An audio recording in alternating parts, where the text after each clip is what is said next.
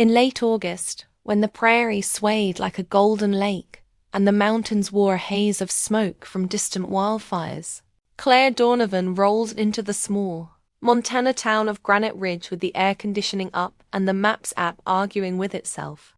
She had a contract to salvage a glamping resort that promised Western romance with modern amenities and, so far, had delivered mostly dust late permits and the loud displeasure of a neighboring cattle ranch. Her boss had said charm them. The investor had said, open before Labor Day. The town board had said, we'll see. With the sort of smile that meant no dot at the boundary fence stood a sign in flaking red letters. Caution. Aggressive animal. A second board, older and nail-bent, had a cartoon bull painted on it and the words, keep your fence mended. Claire laughed a little despite herself. I've worked with rock bands, she told the wind on the other side of the windshield. How bad could one angry cow be? On the opposite side of the fence, a black Angus bull snorted as if he'd overheard. The ranch house belonged to Mason Hall, who had lived in Granite Ridge all his life except for the 2 years he left for Calgary with a pack and a heart he was sure would never come back the same. He'd learned to be steady there, learned to listen longer than he spoke, learned, though it took longer to forgive himself for the things he could not repair. Another truck was already parked by the gate, white, dusty, with the county seal on the door. A woman in a straw hat climbed out and waved, introducing herself as Sheriff Leah Crawford. You're the resort consultant, she said, almost kindly. You might want sunscreen. She tilted her chin toward the field where the bull paced like a king. And steel nerves. Claire smiled, nerves jangling. I heard the bull is spirited. He's named Rembrandt.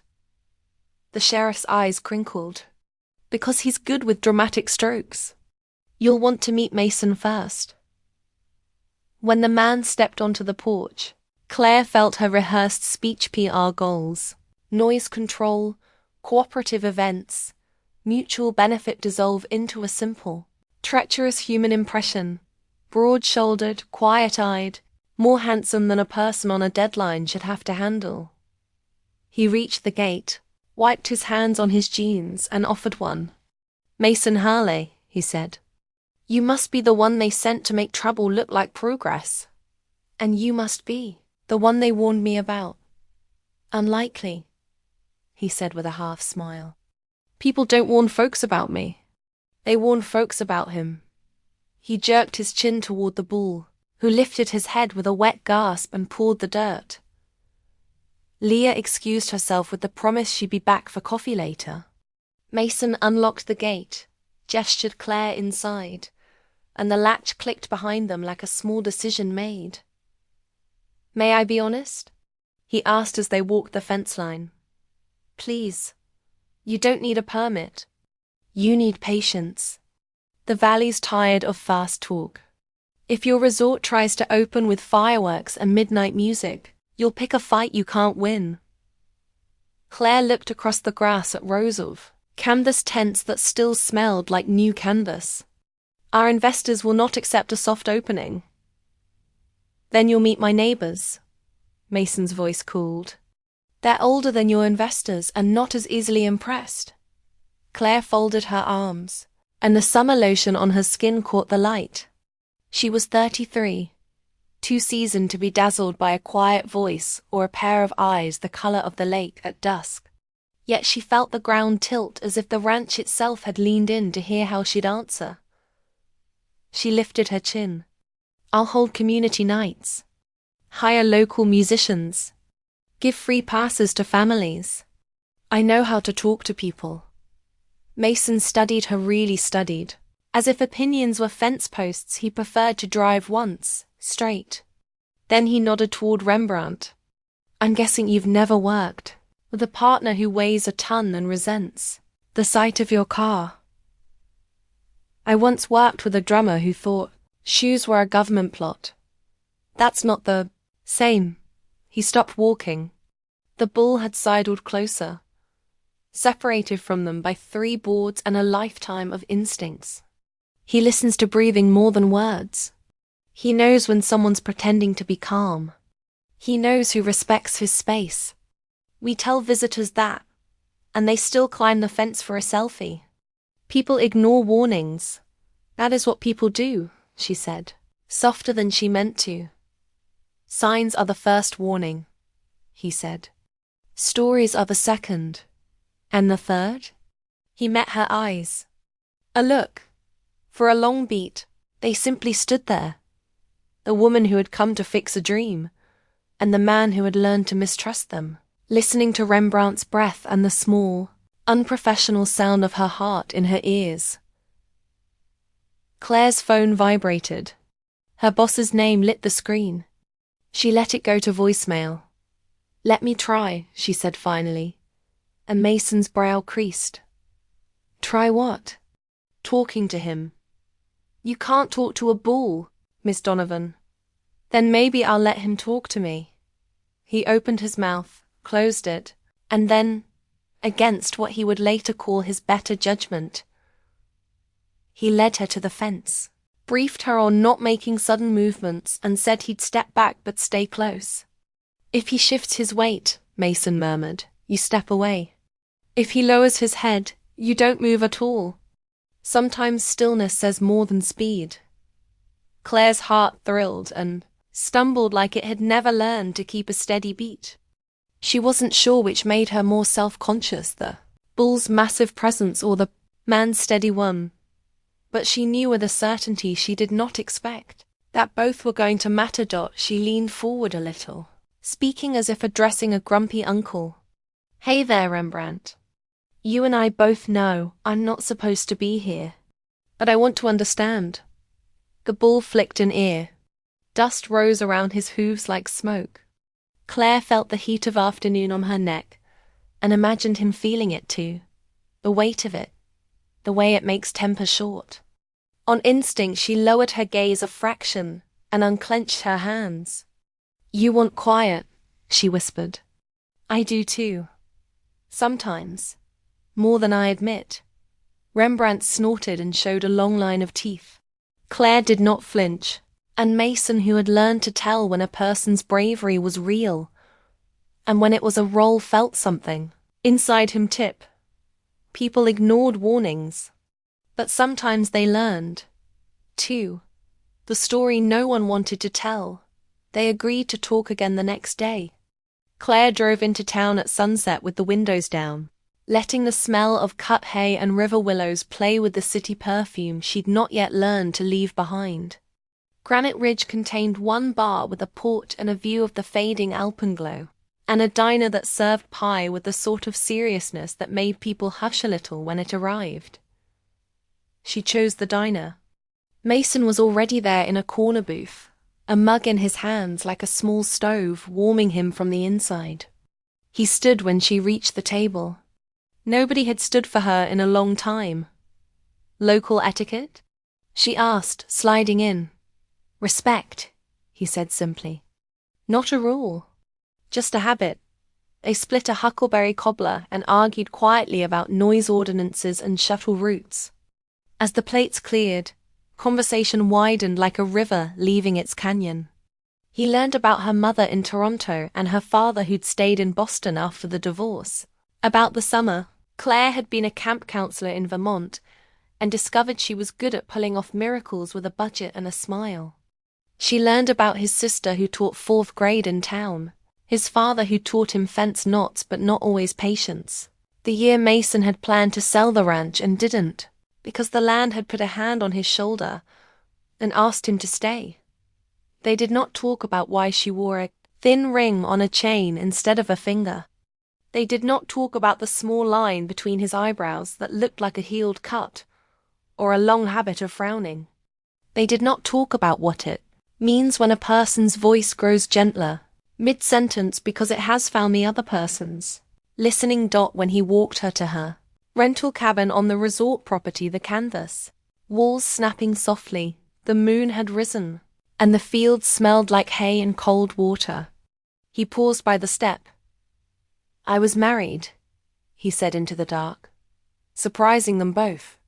I loved her like I built a house around her name. She left. We were 24. It was too much too soon. Claire's hand lingered near the curtain cord. The night sounded huge and near. I was engaged, she said. We disagreed about everything except the wedding band. It turns out disagreement is easier to fix than silence. He turned those quiet eyes to her. I am not warning you off, he said. I am only telling you the story no one wanted to tell me. What story is that? That sometimes the land asks you to be brave in ways you didn't plan. The people too. Back in bed, she listened to coyotes singing at a distance and thought, he has a voice like a fence post. Not rough, not polished. Just there upright, reliable, holding the field, the way it was meant to be held. She didn't sleep very well and didn't mind. 3. The Look the Fight arrived a week later. Not with fireworks, but with a spreadsheet. The investor sent a new target. Triple bookings for Labor Day weekend. To hit it, Claire would need late-night music and drone footage, and a sunrise yoga class right where Mason moved cattle between pastures. She drove to the ranch with a knot behind her sternum. Mason stood on the porch with a coil of rope and a phone clipped to his pocket like a promise. He didn't smile. Claire, who lived on persuading people who thought they couldn't be persuaded, felt something like fear. I need to ask for more hours, she said. The drone will stay off your cattle and will control sound. I'll set field lights away from the property line. No drones. His voice was steady. No floodlights. They scatter the herd. 2 hours, she pressed. 1 drone, 1 battery. No. You're not in charge of my business, Mason. Maybe not, he said. But I'm in charge of my animals. And I know this valley. You want to pour noise into it and hope nobody minds. They will. She took a breath that didn't help. I can't lose this job. And I can't lose this place. His own breath was shallow now, barely disguised. You think I'm stubborn? Maybe I am. But I buried a calf last fall because some weekend campers let their dog loose and called it ranch cosplay. It's not a costume here. The words landed harder than she expected. She thought of Rembrandt's eye, glossy as a well-loved piano, and the sign with its flaking red letters. She thought about her own need, neon inside her like a vacancy sign. Make it work. Be the woman who does not fail. I wasn't those campers, she said, voice gone small. I'm trying to do this right. I know, he said. And for a second the line between them loosened like slack rope. Then his phone buzzed, and he glanced at it, and something flickered across his face, fatigue, worry. She couldn't name it before he tucked it away, and nodded toward the fence line. Walk with me. They did, not speaking at first. Wind played in the grass. Rembrandt moved in a slow orbit. When they reached the corner post, Mason stopped and turned, and the look he gave her wasn't angry. It was something else, older, tenderer, the look a person gives when they want to keep you from walking into traffic, but also want you to choose your life. This is the 3rd warning, he said, quietly. Claire's throat tightened. A look? He nodded. Of what? Of what it costs to pretend your heart isn't talking. He warmed his hands on his belt buckle and cleared his throat. I am not saying you owe me anything. I am saying you owe yourself the truth. About why you're pushing so hard. About whether this is about the resort. Or about not feeling like you were left. She felt the word like a match in a dry field. Left. In the quiet. A sound rose behind them, gravel popping under tires. Claire turned. A van with out-of-state plates rolled into the resort drive. A man with a camera leaning out the window for a shot of the tents against the blue line of mountains. A gate lay open that shouldn't have. A gate Claire had asked the junior crew to secure every time they moved gear. The man shouted, "Babe, look!" The van crept forward. Mason said 2 words. "Stay here," and moved. Not fast, not slow, just with intent, as if the ground itself made way for his boots. Rembrandt saw the van, lifted his head, and made a beautiful, terrible sound. The sound of edges meeting. Claire ran. The gate led to the alley Mason used for sorting cattle, the exact route the drone company had, sketched for aerial drama.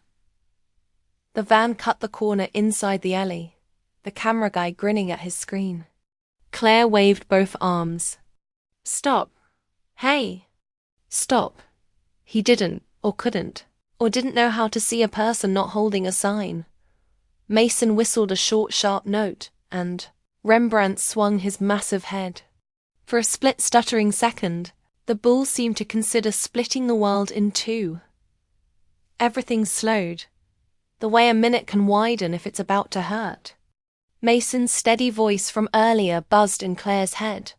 "If he lowers his head, you don't move at all." Rembrandt lowered his head. She stopped. The van's brakes squealed. Dust boiled.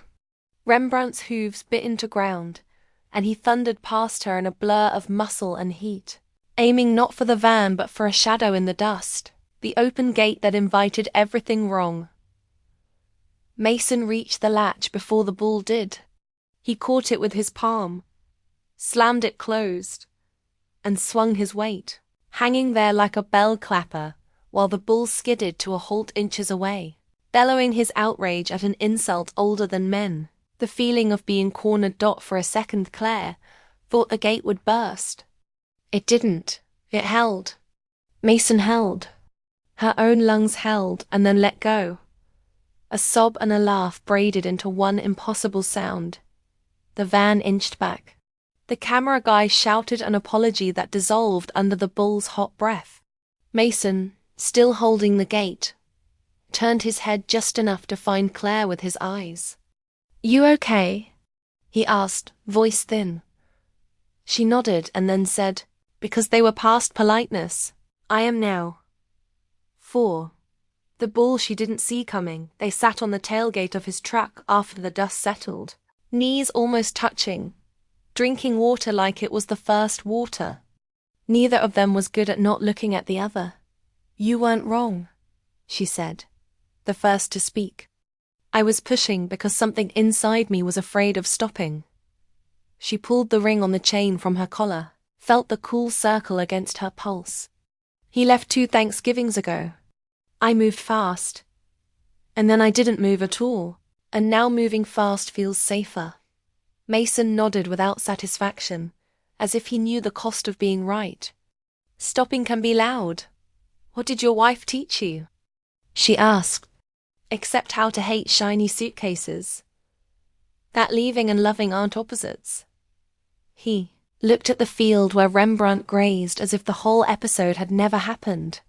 "You can do both. Do you still love her?" "Not in a way that scares me," he said. "In a way that reminds me I'm human." She listened, really listened, and something in her loosened, like a knot that had forgotten it could slide free. The knot was named Not Enough. It came undone when a person with a steady voice said, "You're allowed to be whole." "Okay," she said, a breath later. "Teach me then." He blinked. "To close gates? To listen to a place? To not be the kind of person who drives a van through an alley somebody else is using to live?" Mason chuckled and rubbed the heel of his hand over his. Chest-like laughter was a muscle he wasn't used to stretching. "I can try. Start with him," she said, nodding toward the bull. So he did. He taught her to see without staring, to count breaths while the animal counted hers. He taught her to notice the small shifts, the flick of a tail, the curl of a hoof that meant thinking. He taught her the language of weight and steady ground and how to thank the land for holding you, even when it hurts. They built a compromise for the resort launch. No drones. Lights that were warm rather than harsh. Music that stopped early and felt like neighbors, not a show. Claire called the investor and said, simply, "We're doing it right or not at all." To her surprise, the line went quiet, and then came the sound of a person who wasn't used to hearing the word no, from someone who didn't sound sorry. "Fine," the investor said. "You'll own the result." When she hung up, Mason said, "How did that feel?" "Like I shut a gate that was trying to swing." They smiled like they were in a photograph neither of them would post at the launch. Kids ran with ice cream, and a woman from town sang folk songs that sounded like Summer had been studying for this moment, and finally passed the test. Mason stood near the back in a clean shirt that made Claire's stomach do gymnastic things she did not share. He watched her move through the crowd with that steady, not quite smile that had undone her before she had a chance to name it. After sundown, lanterns floated over the tents like a map of all the soft yeses a person might make. Claire found Mason by the fence. He was looking not at the party, but at the field beyond it, the soft dark where the herd bedded down like shadows that had learned to breathe. "You won," he said. "We," she corrected. He tilted his head toward the sky. "You ever think the stars are just reminders that any map worth following is made of holes and light? I actually think you were born 50 years too late," she said, grinning. He looked back at her then, and in that look was the fourth warning, if there is such a thing, and all it said was, "This could be real if we let it." Rembrandt blew softly behind them, as if even the bull approved of a night when nobody made a mistake louder than joy. 5. The storm. The first storm of September rolled in early, with a shelf of cloud, and the smell of rain like a hymn. Mason drove out to move the herd to higher ground. Claire followed in her SUV with coffee she knew he'd pretend not to need. They threaded cattle through slick pasture, counted them twice, called each other's names over wind, and felt the satisfaction of work that had nothing to do with the internet. Then the flash flood came wrong, not where the creek normally sulked, but down a new cut in the hill. A fresh wound nobody knew to bandage. A small group of cows bolted toward the old alley, now a dark river. Rembrandt, stubborn monarch, charged after them. Mason shouted. Claire didn't catch the words, only the shape of his mouth, the way his hands' wheels spoke into urgency. She turned her SUV hard and blocked the cut with the bumper, where the ground still held. Water frothed and backed up around her wheels. The engine coughed. She smelled something sharp, fear, metal, and then the vehicle died. "Claire!" Mason's voice knifed through the rain. "Don't move. I'm coming. Go to them," she yelled, pointing toward the cattle, toward Rembrandt's dark head above the flood. He shook his head, eyes fierce, not with anger, but with the terrible tenderness of someone who has done the math and refuses to subtract the wrong thing. He waded to her door, boots bracing against the current, and hauled it open. "On 3, he said, already counting, and she climbed out onto the hood, cold water grabbing at her knees. Mason locked his arm around her waist like a new kind of knot. Together they found their feet in a choreography they had not rehearsed and trusted the fence line until the ground rose and the water let go. Behind them, Rembrandt climbed the bank like a ship turning into wind. Cows in tow. He reached the top and stopped, massive sides heaving, as if to say, "That was unwise of all of us." Claire laughed then wild, relieved, and Mason laughed because she did, and the rain washed everything clean that could be washed. Under the shed roof, teeth chattering, she pressed a hand to his chest, to the steady thud that had kept time while the world got loud. "Thank you," she said. He looked at her hand as if it were a word written where a man expects to find only scars. "You blocked for the herd," he answered. "I'll forgive the SUV. Forgive me for ignoring the warning," she asked, a smile shaky and tender. The one where the land tells you what it is before you try to redesign it. That one, he said softly. You're learning by heart. 6. The choice months folded like careful shirts. Fall came with its clean winds, and the smell of apples traveling in the pockets of kids who forgot their lunch money.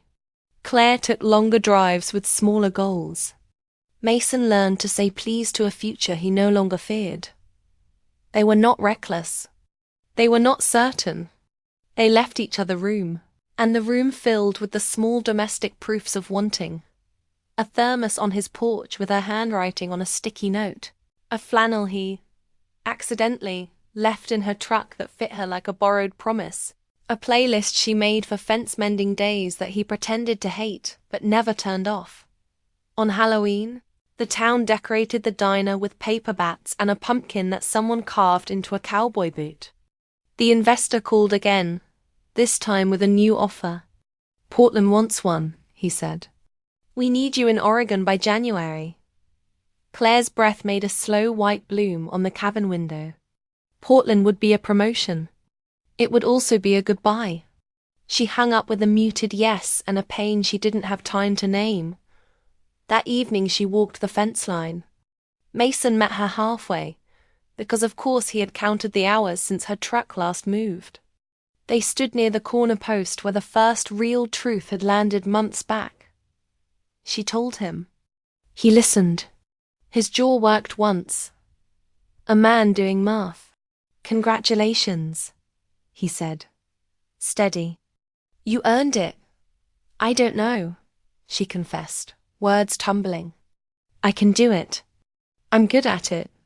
And I want a life that's not always a suitcase. Then pick the one that feels like a porch.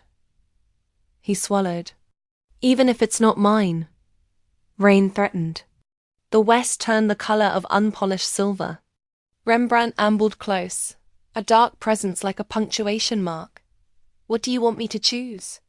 She asked, not because he owed her an answer, but because love, when it is real, is a question asked without a trap. Mason looked across his land. I want you to choose what lets you keep your kindness, he said. The job. The porch, me, not me. I can live with any of it. I can't live with us making fear look like wisdom. She stepped closer. His breath mixed with hers. The bull exhaled behind them, like applause too proud to be loud. I don't want the old me who ignored every warning, she said, voice fierce with softness. I want the one who learned to listen. The one who blocked the wrong water and opened the right gate. The one who was brave in a way my younger self would not recognize. He reached for her hand. It fit without needing a second try. And then, because a person's life is a series of moments they say yes to, he kissed her, not a desperate kiss, but the kind a steady man gives when he knows the field and the weather, and the way a warm body makes even. Winter feel negotiable. She smiled into it. For the record, she whispered, you are the bull I didn't see coming. And you, he murmured, forehead against hers, are the sign I finally read. 7. The morning after winter January came anyway. Portland called again. Claire drove west as far as Missoula and then turned around, because the mountains looked like a boundary and like a blessing, and because she needed one more honest conversation with herself, in the place that had rewritten her. She asked the investor for a different deal. 6 months consulting, remote calls, a Granite Ridge base. The investor groaned and then said, if anyone else asked, I'd laugh. Since it's you, prove I'm not an idiot. She promised to try. Spring returned to the valley like forgiveness. Calves wobbled on legs too new to be trusted. The resort learned the art of quiet luxury, which is another way of saying listening to where you are. People came for the lanterns and left with a feeling they couldn't name. A steadiness, a stretch of breath. Claire learned the right hay to order, the name of the woman who could fix a zipper with a needle that had belonged to her grandmother, the way Mason said good morning like it was a prayer and good night like it was a vow. On the anniversary of the launch, they hosted a community picnic. The town came. So did the sheriff, who hugged them both and told the story once more. But softer of the day the van ignored a gate, and two stubborn people chose each other instead of winning. At dusk, Claire and Mason stood by the fence and watched Rembrandt watch the horizon. "He's older," she said. So am I, she admitted, and leaned her head against his shoulder. "We should be careful with that." "We will be," he promised. "We'll read every sign, and tell every story, and keep the third warning," he said, turning to her with a smile as steady as the ground beneath their boots. "We'll use the look that says, 'Don't run from the soft thing.' It's not traffic. It's home." She laughed. The sky went gentle. Somewhere a child shouted for pie, and someone else said please like it was a habit and not a performance. The bull grazed. The lanterns rose. Claire's heart, that old traveler, set its suitcase on the step of a life and decided to stay.